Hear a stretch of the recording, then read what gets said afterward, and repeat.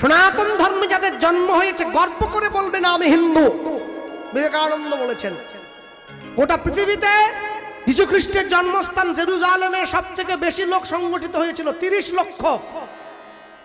তারপরে মক্কা মদিনায় মুসলমানদের হজ যাত্রায় বিশ্ব রেকর্ড করেছিল মানুষের জনসংখ্যা 35 লক্ষ। সমস্ত রেকর্ডকে ভেঙে দিয়ে এবছর প্রয়াগের মহাকুম্ভে সনাতনী হিন্দুদের সংখ্যা 40 কোটি। নিতাই গৌর প্রেমানন্দ হরি বল হরি বল। বিশ্বের ইতিহাসে কোনো মেলায় এত মানুষ সমাগম আজ পর্যন্ত হয় নাই। কি বাংলাদেশে একটা মানুষকে জেলে ঢুকিয়ে দিয়েছে, কি নাম জানো? চিন্ময় কৃষ্ণ প্রভু নাকি বলে যে, হ্যাঁ জেলে ঢুকিয়ে দিয়েছে। তা জেলে ঢুকে পড়ার পরে হ্যাঁ কেউ কোনো ভক্ত ছেলে আমার গুরু বাবারা আমাকে মাঝে মাঝে বলে মজা করে, বলে জেলে ঢুকিয়ে দিয়েছে। জেলে ঢুকিয়ে দেওয়ার পরে সে জেলের লোককে গিয়ে বলছে আমি তো প্রসাদ ভোজি, আমি তো তোমাদের খাবার খাবো না। বলে কি করবো তাহলে? বলে প্রসাদের ব্যবস্থা করো। কি করবো? বলে বাইরে থেকে বাবাজিকে ধরে আন। ধরে এনেছে, কড়া খুন্তি কিনেছে। বলে ভোগ দেবো কোথায়? চিত্রপট বসাও। জেলটাই মন্দির, জেলটাই মন্দির। বলে এবার শুধু ভোগ দিলে হবে না, কীর্তনও গাইতে হবে। হ্যাঁ কীর্তন গায়, ভোগ গায়, আসামিগুলো হরিনাম করছে। এই সনাতন ধর্ম, আসামিগুলো পর্যন্ত হরিনাম করে। সনাতন ধর্মের মাহাত্ম্য কে কে বললো শোনার দরকার নেই, আসামিগুলো হরিনাম করছে। আর এই যে আসামিগুলো হরিনাম করছে, আহা সন্ধেবেলায় প্রভু যখন ঘটকাল নিয়ে বসে পড়ে, আরতি আরতি মহানন্দের সঙ্গে বসে পড়ে, এক পঞ্চপদী সাজিয়ে ধূপ নিয়ে ধুনো নিয়ে, আহা নম নম, আনন্দ না? এই যে তুলসী কৃষ্ণ প্রেয়সী নম নম, উলুধ্বনি নম নম,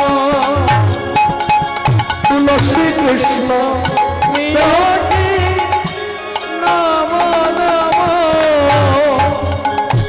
তুলসী কৃষ্ণ প্রেয়সী নম নম, তুলসী কৃষ্ণ প্রেয়সী নম নম। দিনের এই অভিলাষ বিলাস কুঞ্জে দিও বাস, দিনের এই অভিলাষ বিলাস কুঞ্জে দিও বাস, কুঞ্জে যুগল সেবা দিয়া কর পদদাসী, কুঞ্জে যুগল সেবা দিয়া কর পদদাসী নম নম, তুলসী কৃষ্ণ উলুধ্বনি নম নম, তুলসী কৃষ্ণ প্রেয়সী নম নম। যারা পিছন দিকে করতাল নিয়ে বসেছিল না, ওরা চুপ করে বসে আছে। কিরে তোরা বলবি না? বলে প্রভু আমরা তো উচ্চারণই করতে পারছি, আপনি কি সব বলছেন? দিনের অভিলাষ কুঞ্জে বাস। বলে তোরা বলটা যদি বলতে না পারিস আমার সঙ্গে বল না। কি? হরে কৃষ্ণ কৃষ্ণ কৃষ্ণ কৃষ্ণ হরে হরে, হরে রাম হরে রাম, রাম রাম হরে হরে, হরে কৃষ্ণ কৃষ্ণ কৃষ্ণ কৃষ্ণ হরে হরে, হরে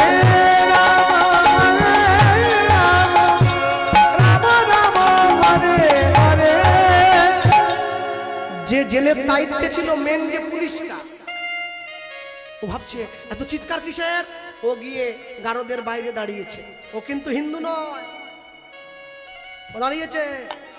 বাহ ভালোই তো হচ্ছে। আচ্ছা ওরা যে গাইছে ওদের সঙ্গে যদি গুনগুন করে আমি একটু গাই কেমন হয়? হরে কৃষ্ণ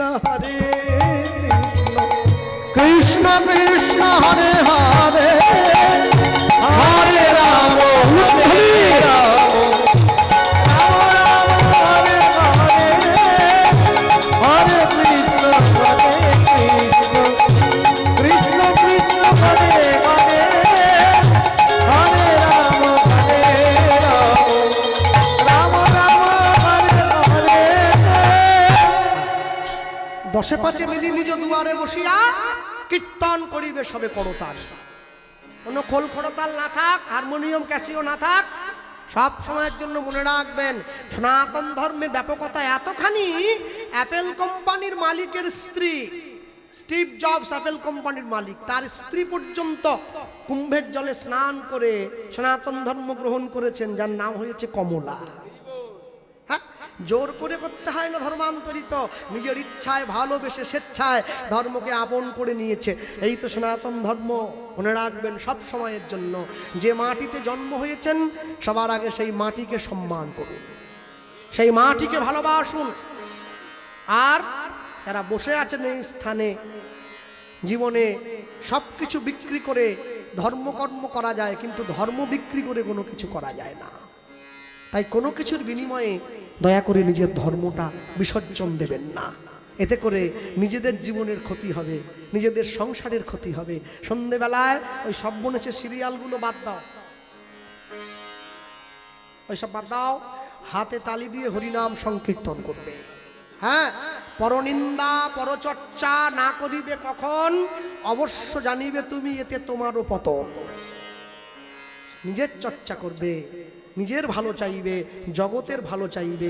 তুমি ভালো থাকলেই সমাজ ভালো থাকবে। ভগবান হাতে বেনু তুলে নিয়েছে, আর বেনুটা তুলে নিয়ে একবারে বেনুটা হাতে নিয়ে নিয়েছে, বেনুটা হাতে নিয়ে বাজাতে আরম্ভ করলো।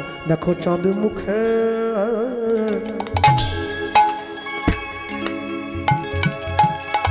দিয়া দে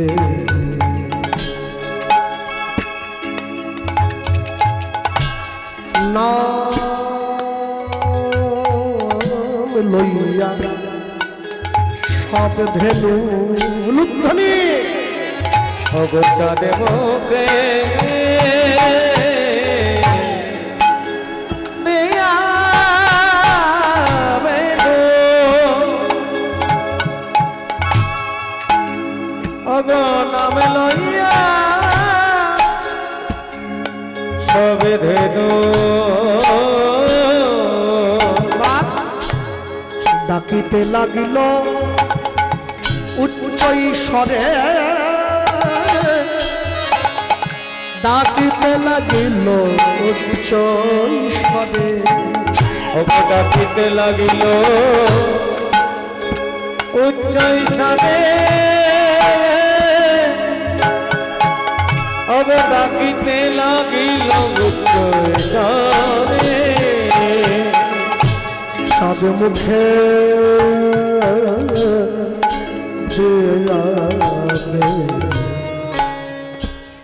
বেনু বাজল বে,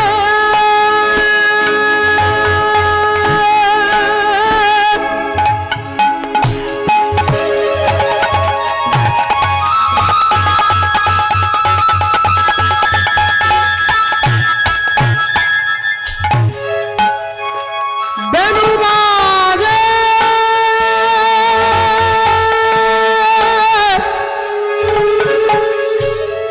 বেনু বাজে বাজে বেনু বাজে,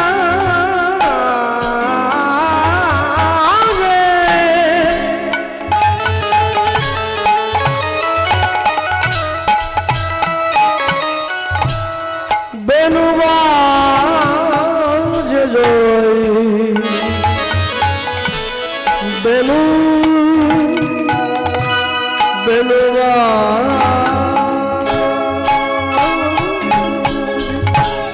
অগোচারে মুখে দিয়া বেনু, ওগো নাম লইয়া সব ধেনু,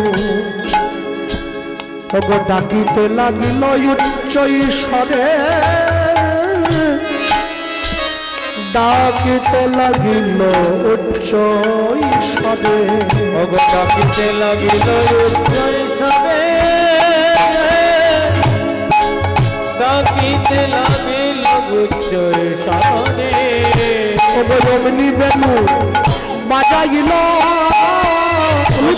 হরিবল, ওগো অমনি ধেনু অমনি বেনু ধেনু বেনু ধেনু ফিরাবে বলে বেনু ধেনু বেনু অমনি বেনু বাজাইল অমনি বেনু বাজাইল অবত্রিভঙ্গ বঙ্কিম থামে অমনি বেনু বাজাইল অবত্রিভঙ্গ বঙ্কিম থামে অমনি বেনু বাজাইল ত্রিভঙ্গ বঙ্কিম থামে অমনি বেনু বাজাইল ত্রিভঙ্গ বঙ্কিম থামে অমনি বেনু বাজাইল ধবলি শ্যামলি বলে অমনি বেনু বাজাইল ধবলি শ্যামলি বলে অমনি বেনু বাজাইল ওই যে জগৎ জীবকে নিজের চরণ প্রাণে করতে বলে অমনি বেনু বাজাইল জগৎ জীবকে ডাকবে বলে অমনি বেনু বাজাইল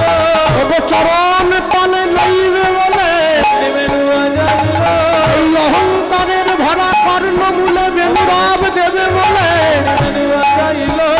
সে জয় রাধে শ্রী রাধে বলে তাই হইল শ্রী রাধে বলে জয় রাধে শ্রী রাধে বলে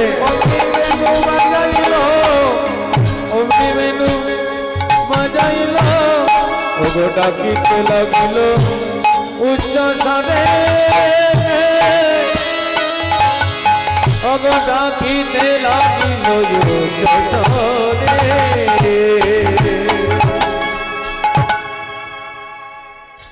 যেই ভগবান বেনু বাজিয়ে দিয়েছে ভগবানের বেনু শুনে অমনি সঙ্গে সঙ্গে কি হলো শুনে যা কানুর বেনু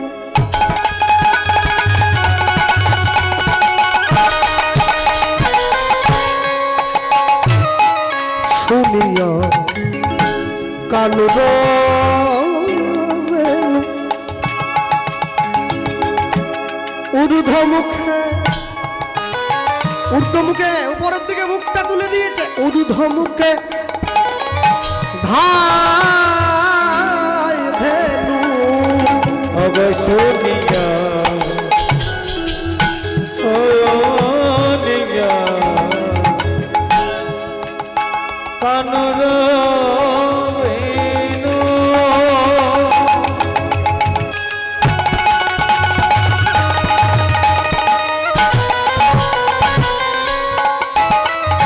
অবায় ঊর্ধ্বমুখে ঊর্ধ্বমুখে ঊর্ধ্বমুখে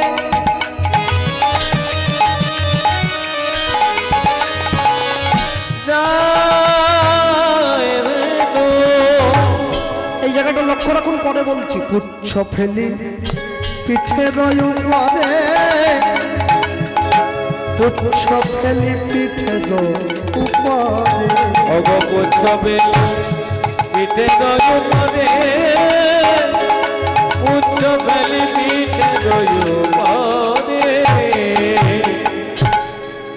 শুনিয়া কানুর বেনু ঊর্ধ্বমুখে ধায় ধেনু ধেনু মানে কি ধেনু মানে ধেনু গরু গরু ধেনু মানে গরু আস্তে এইবার এটা বলি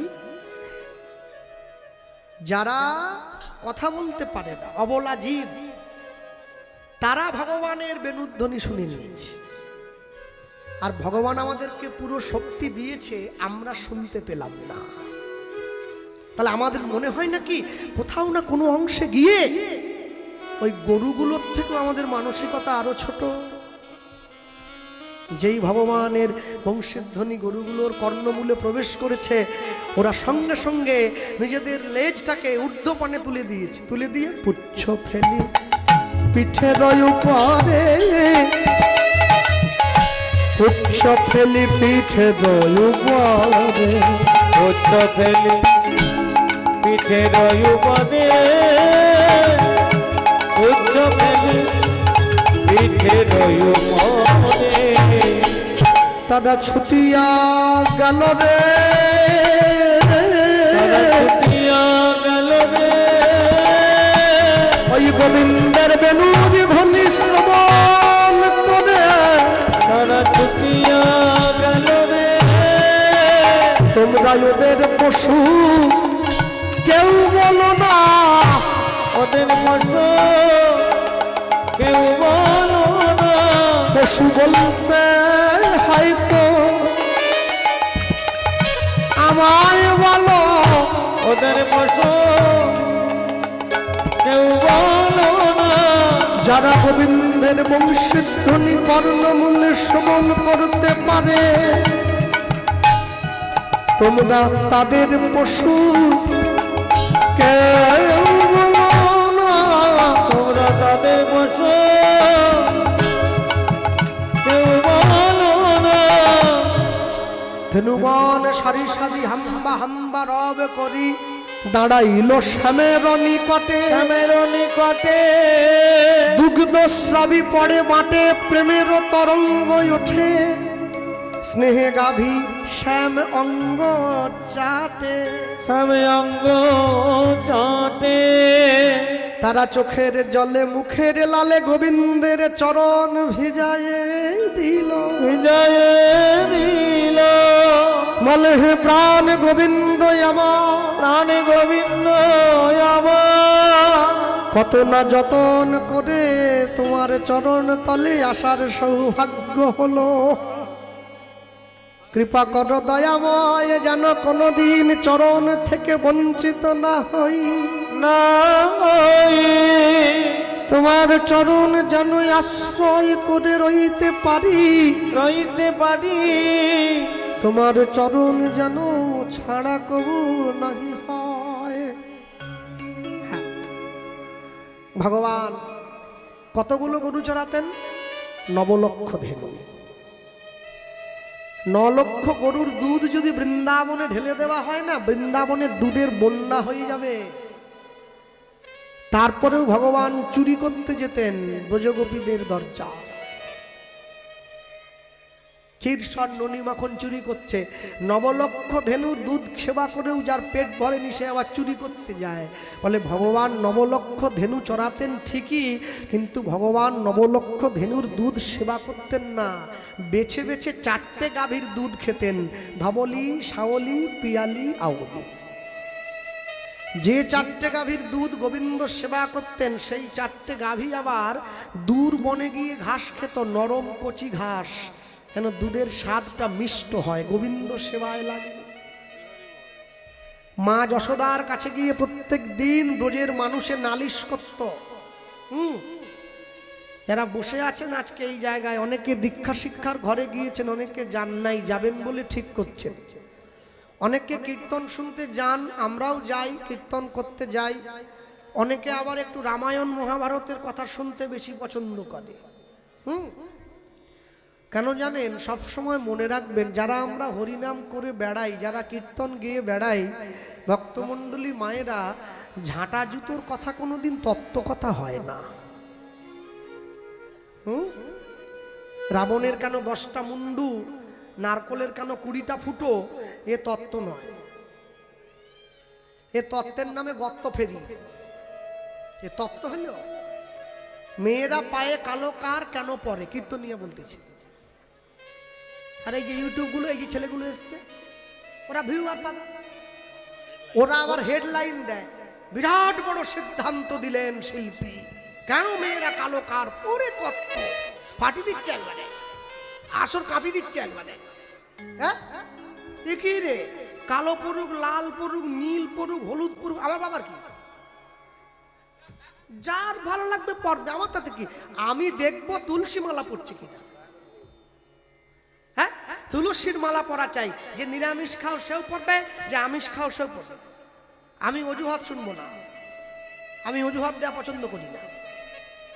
লোক অনেকে বলে, দাদা আমি যে এখনো মাছ খাচ্ছি, খান না, যা মন চায় তাই খান, ক্যাকড়া, গেঁড়ি, সুতি, শামুক, ঝিনুক, সাপ, কিরকিটি, টিকটিকি, যা মন, মানুষ তো সবই খাচ্ছে। আরশোলার চাটনি চীনের লোকেরা খায়, সবই খায়, খাও খাও। মালা পরবে, যারা আমিষ খায় তারা মালাটা কণ্ঠের থেকে নামিয়ে পড়বে, যারা নিরামিষ খাও কণ্ঠের সঙ্গে লাগিয়ে পড়ো, তবে পড়ো কেন জানো, লাইনে দাঁড়াও, তবে তো ডাক পাবে। হ্যাঁ, মালা পড়তে হবে। আকাশের শোভা চাঁদ, চাঁদের শোভা তারা, বৃন্দাবনে কৃষ্ণ শোভা নদী আর শোভা গোরা, গ্রামের শোভা বাড়ি আর রাস্তার শোভা গাড়ি। বাকিটা বলবো? মুসলমানের শোভা তার বড় বড় দাড়ি। কিন্তু আশ্চর্য কি, সনাতন হিন্দু ধর্মের মানুষ হয়ে তুমি তুলসীকে অপমান করবে। তুলসীর মালা কণ্ঠে যদি না রাখো তাহলে তোমার জীবনের সর্বৈব কিন্তু বৃথা। এটা নিয়ে অনেক অন্তরায়ও রয়েছে অনেকের মধ্যে। বলে তুলসীকে ভালোবাসা, তুলসীকে সেবা করা, তুলসী গাছে জল দেওয়া, এটা এর কোনো বৈজ্ঞানিক যুক্তি নেই, এটা অবৈজ্ঞানিক। বেশ, মেনে নিলাম, হতেই পারে তুলসী গাছে জল দেওয়া এটা অবৈজ্ঞানিক, এটা ঠিক। এটা যেমন ঠিক, তার সঙ্গে সঙ্গে এটাও তো মানতে হয়।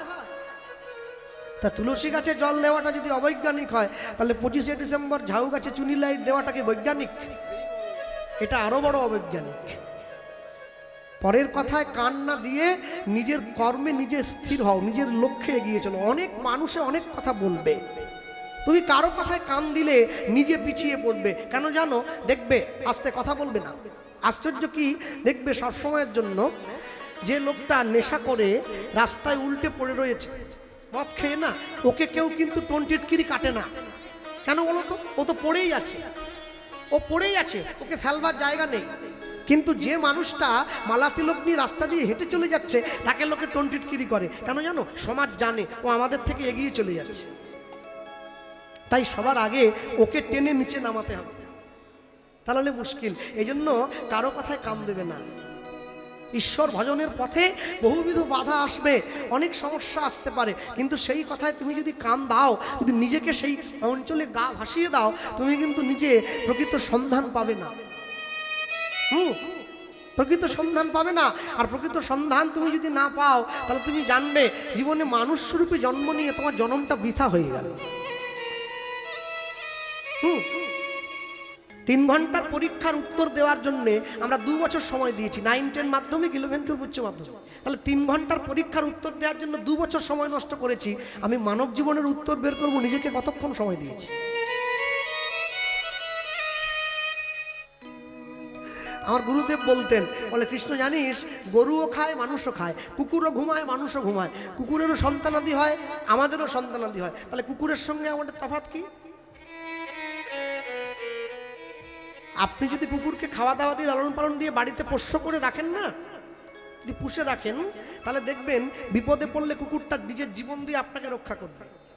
কিন্তু যদি আপনি আমাকে খাওয়া দাওয়া দিয়ে বাঁচিয়ে মানুষকে ঘরে রাখেন না, বিপদে পড়লে সবার আগে ছুরিটা নিয়ে আপনার বুকে ঢুকিয়ে দেবে। কুকুরের সঙ্গে তফাৎটা কি জানেন? কুকুরের সঙ্গে মনুষ্য জীবের সব থেকে বড় তফাৎ হলো, কুকুর কোনোদিন কৃষ্ণ বলে কাঁদতে পারবে না, মানুষ পারবে। কুকুর কোনোদিন সাধুগুরু বৈষ্ণবের চরণে গড়াগড়ি দিতে পারে না, মানুষ পারে। এটাই মনুষ্য জীবনের সব থেকে চরম প্রাপ্তি। আর এই প্রাপ্তিটা যতক্ষণ পর্যন্ত তোমার জীবনে, তোমার অন্তরে না আসে, তুমি ততক্ষণ পর্যন্ত নিজেকে কোনোদিনের জন্য প্রকৃত ঈশ্বরের সন্তান, আমরা যে সবসময় লোকের মুখে শুনতাম শ্রীনন্ত বিশ্বে অমৃতস্য পুত্র, আমরা